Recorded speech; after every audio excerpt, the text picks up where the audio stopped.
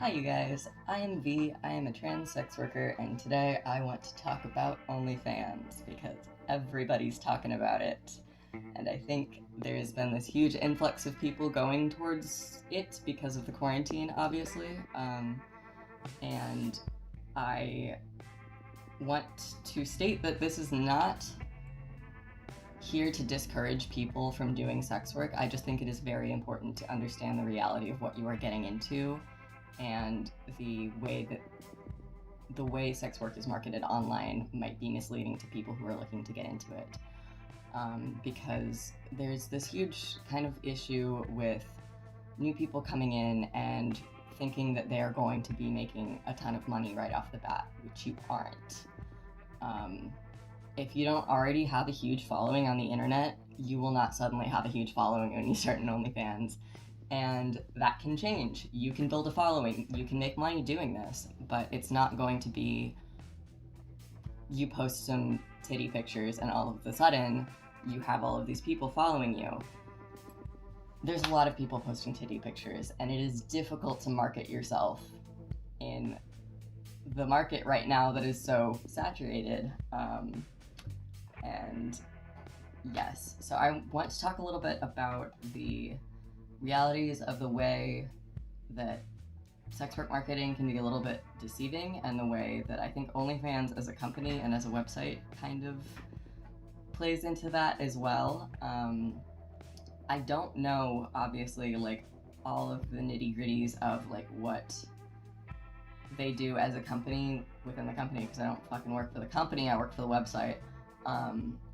If you have better information or better math on this stuff, please let me know. I would love to know more. But I am just skeptical sometimes of the way that the numbers seem to pan out. So I'm very curious as to what other people's experience with this has been as well. So without further ado, let's get into that. With anything sex work related, or even just internet persona related, you do have to remember that it is a persona. People are putting forth their best, most valuable looking traits and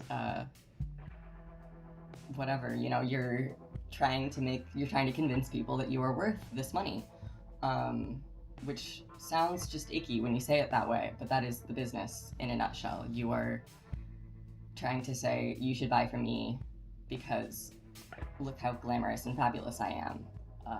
You should feel honored to be able to buy nudes from me. Ha ha ha, whatever. And it's important to remember that that is very much a persona in a lot of cases. And the people who are posting about making thousands of dollars a month are doing so because it inflates their worth as a worker.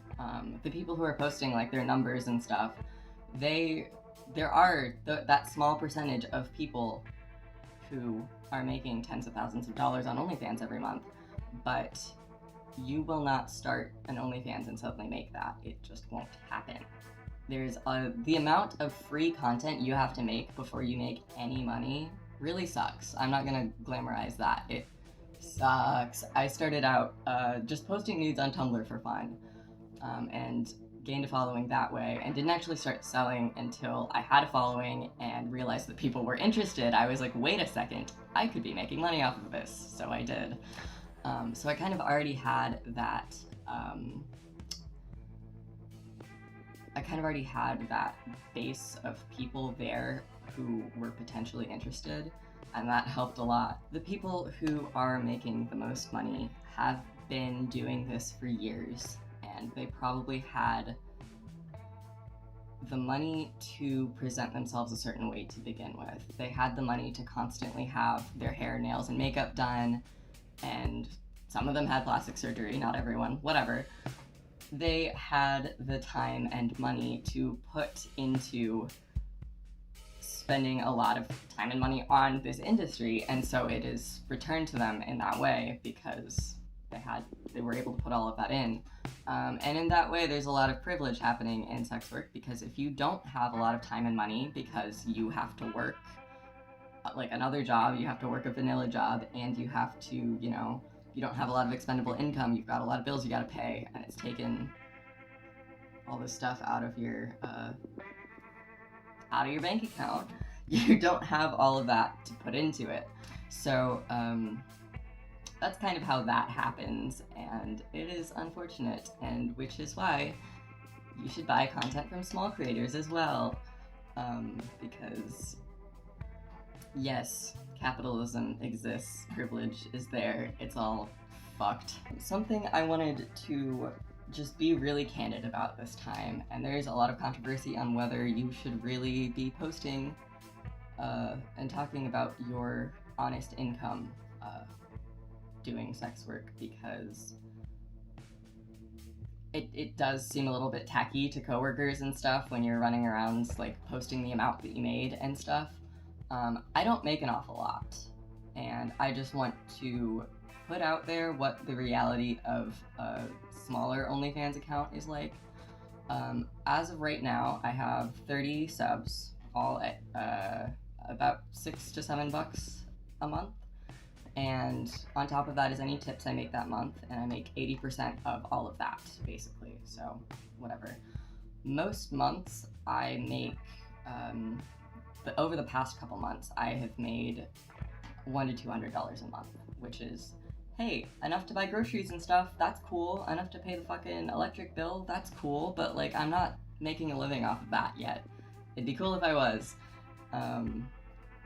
But for the first several months I was doing it, I was making $30 to $50 a month, and just posting when I could, marketing it when I could. I was in school, so very busy, and I didn't have a lot of time to put into it. But I had like 10 to 15 consistent subs that were there, which was really nice. And just making that $30 to $50 a month, I was consistently in the top 50% of earners on the site, which means that 50% of the people on that site are making less than $30 to $50 a month. Think about that.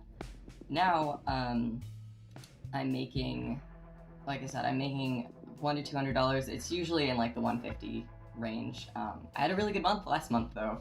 I made a little over $200, and that was really exciting. Okay, let's just talk about last month, since that's like the most successful month on there that I've had. I got up to 29% is the highest percentage I've ever been in. So that means 70% of the people on the site are making less than, what is that? Less than 200 or so. And this obviously fluctuates month to month. It depends how much the top earners are making. Because if your top earner is only making 1,000, if you're making 200, that puts you pretty good. If your top earners are making like 10,000, well, the people making $50 are fucked. It is like important to note that this percentage doesn't like do anything for you, to my knowledge, on the site. It is just something that people tend to use for advertising. They'll post like, oh, I'm in the top 10%, you gotta come look at what I'm posting, guys, it's so good, I'm in the top 10%, that sort of thing. It works as a good marketing tool, and I understand why they have that feature on there. But it is weird, and I'm curious how it works, because the people who are in like the tippity top percentages, these are the people that you find when you're like, if you just start looking for models online, these are the first people who are gonna pop up because they have the biggest following. And once you get into the top, like, I think it's 5% or maybe it's 10%, they do decimals of percentages. So top 1.5%, top 3.7%, whatever. And I could be wrong, but I'm kind of guessing that this means that more people are being pushed into higher percentages to kind of deceive. I don't know if it's deception or just marketing. I don't know. To kind of imply that like, oh, you're doing really good. Keep working harder. Like, this is great. And then that is in turn a good marketing point for them to post on Twitter and say, guys, look, I'm in the top 9.7%. I don't know if this is true. I could be wrong, but I'm suspicious because they do that. I'm thinking that means that there's more people in the top 10% than is actually 10% of the user base, if that makes sense. because they're dividing it up into these smaller sections. And that would mean that they're pushing everyone else up higher, so it looks like if you're making $50, you are in the top 50% because so many people are in this top 10%. Does that make sense? Is that even true? I don't know. I think it might be though. Just because there's not a lot of information on how it actually works. I'm interested, I'm curious, I would like to know what goes down. This isn't me just like shitting on Onlyfans for being like sketchy and deceitful. It's all marketing, it's all a fucking business. Capitalism is a nightmare, we're all just trying to get through it. Whatever, it doesn't matter. So basically, those are like the main points that I wanted to talk about. I realize that the percentage is kind of irrelevant, but I just wanted to put that out there because I think it's wild and nobody really talks about it, and I just want to know what's going on there. I just want people to be safe and know what they're getting into when they're doing sex work.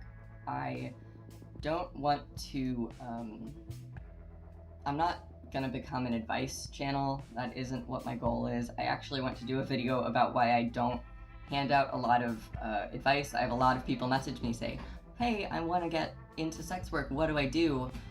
I don't usually respond to those messages because I get so many of them and I can't give you the answer. Like, you just have to figure it out is the problem. But there are things like this that come down to like whether or not you want to start doing it is an important decision that I think people should be making with an informed brain and just like going into it with a mental state that will keep you safe and healthy, because I just did that video on mental health and how kind of whack it is. So take care of yourself, know what you're getting into, be safe and careful. I will probably do a video entirely on safety measures that you can take when you're doing online sex work, just to, you know, keep your identity and your everything under wraps and stuff.